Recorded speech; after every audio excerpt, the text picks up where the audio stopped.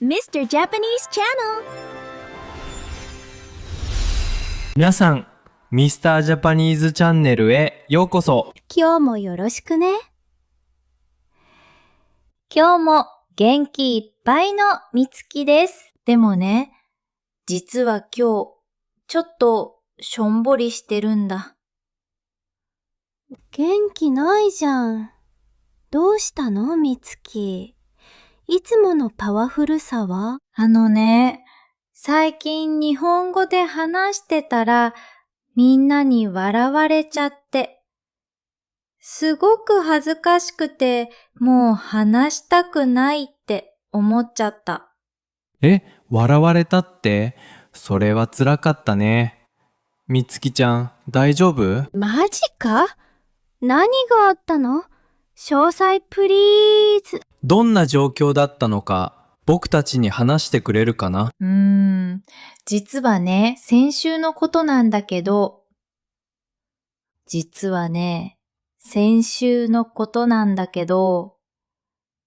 そっか、笑われたって聞くと辛いよね。でもね、みつきちゃん。わかる。でもさ、それって悪気があるわけじゃないこと多いよね。そう。日本語だと意図せず面白い言い方になっちゃうことよくあるんだ。驚きから来る笑いなんだよ。驚き？悪気じゃないの？そうそう。あとはね、文化的な表現の違いとか、同意義語とかも原因だったりするんだよね。まさに。それは日本語を学ぶ人がみんな経験することなんだよ。みんなが？私だけじゃないんだ。マジで？全然気にしなくて大丈夫。むしろ成長の証拠だよ。僕もそう思う。だから恥ずかしがることはないんだよ。実はね、先週のことなんだけど、駅前で道に迷っちゃって、おじいさんに、ねえ、ごめん、これどこ？って聞いちゃったの。なるほどね。おじいさんに、ねえ、ごめんか。それ、ちょっとびっくりされちゃうかもね。そうなんだ。だって、道に迷って焦ってたから。気持ちはわかるよ。でもね、目上の人には、すみません、少しいいですかとか、恐れ入りますがっていうのが丁寧なんだ。そうそう。若者同士なら全然ねえごめんで OK だけどね。じゃあ、これどこもダメだった？そうだね。どちらへ行けばいいでしょうかとか、この場所はどこですかって聞くと、もっと丁寧だよ。マジで？敬語って難しいよね。でも使いこなせると大人っぽい。そっか。丁寧に言えばよかったんだ。そうだね。日本では直接的な言い方よりも少し遠回しに伝える方が丁寧だと感じられることが多いんだ。マジそれ。特に年上の人にはね。若者でもクッション言葉使うと印象いいし。クッション言葉？何それ？相手への配慮を示すために言葉を柔らかくするフレーズのことだよ。例えば、ちょっと聞いてもいいですか？とか、もしよかったら、みたいな。へえ、そういうのがあるんだ。そう。相手を気遣う気持ちが伝わるから、スムーズなコミュニケーションにつながるんだ。マジで大事。これマスターすると、もう大人って感じ。マジで大事。これマスターすると、もう大人って感じ。クッション言葉か。でも私、発音もよく間違えちゃうんです。そうなんだ。どんな言葉で困ったの？橋とか、橋と橋、いつもごちゃごちゃになっちゃって、どっちも橋なのに。ああ、それあるある。私も昔聞き間違えて爆笑されたことあるよ。うん、橋は特に難しいよね。ピッチアクセントで意味が変わるんだ。ピッチアクセント？それって何ですか？音の高さの上がり下がりで意味が変わるんだ。橋が橋、橋が橋。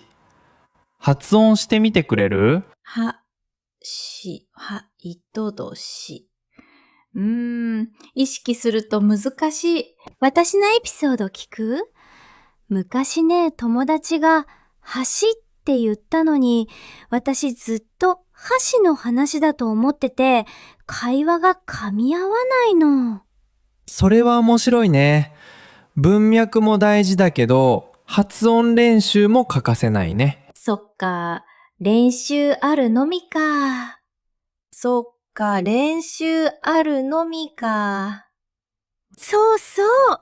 でもね、みつき、教科書にない若者言葉もいっぱいあるんだよ。そうなんですか？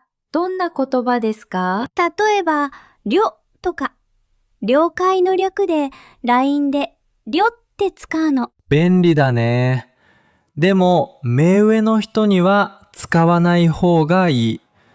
友達同士なら全然 OK だよ。へえ。じゃあ、友達には OK？ 他には？マジで OK。あとは、あざまるとか、ありがとうを可愛く言った感じね。あざまる？なんか面白い。それもフランクな表現だから、相手は選んだ方がいいね。そうそう。友達に使うと、やるじゃんってなるよ。CURIES。なるほど。そういう言葉、もっと知りたいな。面白いね。でも、まず基本的な言葉をしっかり覚えるのが大事だよ。いやいや、こういうのがリアルな日本語なんだって。秋の言うこともわかるけど、みつきちゃん、間違えることは全然悪いことじゃないんだよ。でも、また笑われたらって思うと、話すのが怖くなっちゃって。大丈夫。間違いはみつきちゃんが一生懸命学んでる証拠だよ。そうそう、マジで。私たちだってたまに言い間違えたり聞き間違えたりするしね。あきちゃんもネイティブなのに？もちろん。特に早口で話してると全然違う意味になることあるよ。そうだね。言葉は生き物だから完璧じゃなくてもいいんだ。そっか、みんなも間違えるんだ。だから気にせずバンバン話してこ。それが一番の上達法だよ。だから気にせずバンバン話してこ。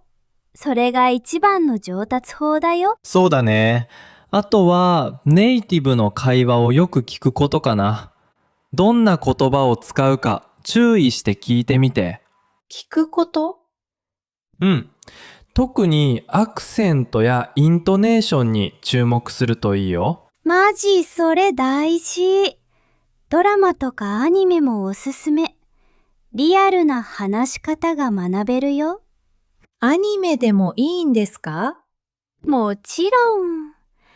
教科書にない自然な言い回しとか若者言葉もいっぱい出てくるし。なるほどね。でも、もし聞き取れなかったらどうする？それ、聞きたかったです。引き返したいとき、丁寧な言い方ってありますか？すみません、もう一度お願いできますかって聞くのが一番丁寧かな。何とかは絶対ダメ。失礼になっちゃうからね。なるほど。勉強になります。じゃあ、早速試してみたいです。いいね。じゃあ、カフェで注文する練習とかどう？うん、いいアイデアだね。みつきちゃん、挑戦してみようか？はい。すみません。このコーヒーいただけますか？お、すみません。バッチリ。丁寧さも伝わるね。素晴らしいよ。でも、もう少し具体的に言うと、もっと自然かな。具体的にですか？そう。ホットコーヒーを一つお願いします。とか、アイスティーをください。みたいな感じ。うん。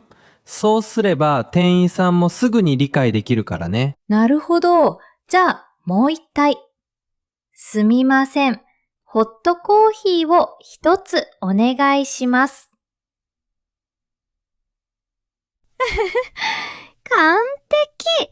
マジでスムーズだよ。うん。とても自然になったね。クッション言葉もバッチリだ。やったー。嬉しいです。やったー。嬉しいです。よかったね、みつきちゃん。こうして間違いから学ぶことが一番の成長なんだよ。マジそれ。文化的な背景とか若者言葉も知っておくと、もっとコミュニケーションが楽しくなるよね。もう恥ずかしくないです。